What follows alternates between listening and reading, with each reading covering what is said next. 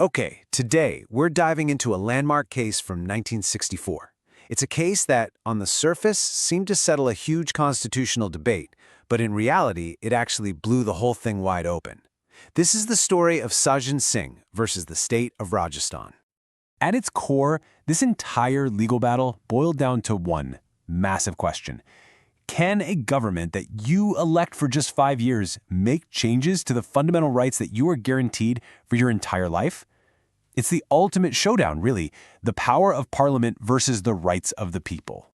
And this clash comes from two key parts of the Indian Constitution that seem to pull in opposite directions. On one hand, you've got Article 368, which gives Parliament the power to amend the Constitution. But on the other hand, you have Article 13(2), and it's a huge check on that power. It says that the state can't make any law that takes away your fundamental rights. So this created a huge legal puzzle.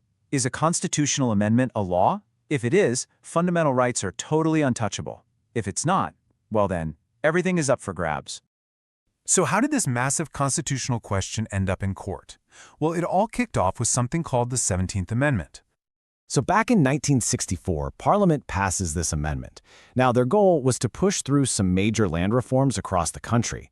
The problem was, a lot of these state-level reform laws were being challenged in court, and judges were striking them down because they violated the fundamental right to property. The government's way around this was a very clever and very controversial tool called the Ninth Schedule. Think of it like a constitutional lockbox. If the government puts a law inside the schedule, it gets this kind of immunity shield. It means you can't challenge that law in court for violating fundamental rights. It's basically a legal get-out-of-jail-free card. And with the 17th Amendment, we're not just talking about one or two laws. Parliament added a whopping 44 different state land reform acts into this protected lockbox, massively expanding its use. As you can imagine, landowners all over the country were furious. One of them was Maharana Sajjan Singh, who was the former ruler of the Ratlam estate. He and several others decided to fight back, taking their case all the way to the Supreme Court. They argued that this amendment wasn't just unfair, it was an unconstitutional power grab. So, the stage was set for a massive showdown. A 5-judge bench at the Supreme Court had to answer this one simple but incredibly profound question. Are there any limits at all on Parliament's power to change the Constitution? Let me tell you, the court was seriously divided. When the final verdict came down, it was an absolute nail-biter. By a razor-thin 3-2 majority, the Supreme Court sided with the government. They upheld the 17th Amendment. And here's the core of their reasoning.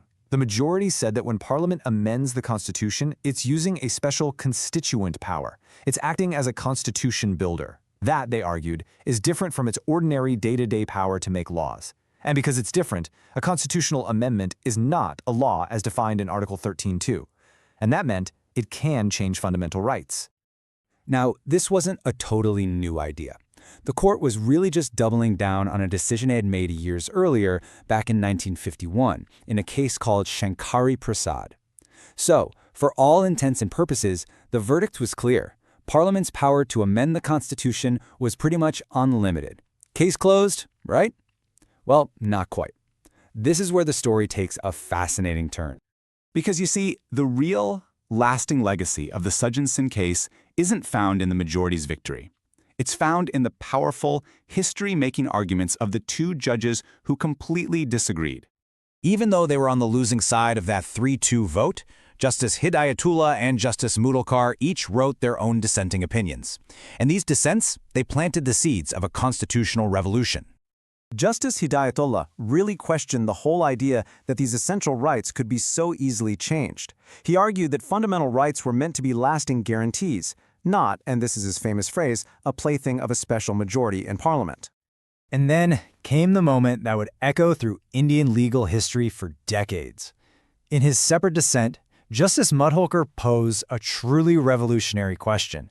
He wondered, does the Constitution have certain basic features that are so fundamental, so essential to what it is, that Parliament can never, ever amend them? This was the very first time this idea was ever brought up in the Supreme Court. That one single question, buried in a losing opinion, would eventually grow into one of the most important and powerful legal principles anywhere in the world. Just look at this journey. In '51, Parliament's power was absolute. In 64, in our Sajjan Singh case, the dissent plants a seed of doubt. Then just 3 years later, in the Goloknath case, the Supreme Court does a complete 180 and says Parliament cannot touch fundamental rights. This all leads to the final showdown in 1973 in the legendary Kesavananda Bharta case. And in that case, the Supreme Court finally settled the debate by creating the Basic Structure Doctrine. They took Justice Madhokar's question from his Sajjan Singh dissent and turned it into the law of the land. The doctrine basically says, yes, Parliament can amend the Constitution, but it cannot change or destroy its core identity. So what are these basic features? Well, it's the big stuff, the foundational pillars. Things like the supremacy of the Constitution itself, the rule of law, the power of courts to review laws, democracy, federalism, secularism. The very soul of the Constitution. And thanks to this doctrine, that soul is now protected. So when we look back, it's clear. The true importance of the Sajjan Singh case isn't who won that day. It's the powerful, forward-thinking dissent. It's an incredible reminder that sometimes the most important legacy isn't the victory itself, but the questions that are asked in defeat. And that leaves us with a final thought for today. This debate that was sparked by this case, this constant balancing act between the will of a temporary government and the permanence of a constitution, is a fundamental tension that every single democracy has to navigate, even today.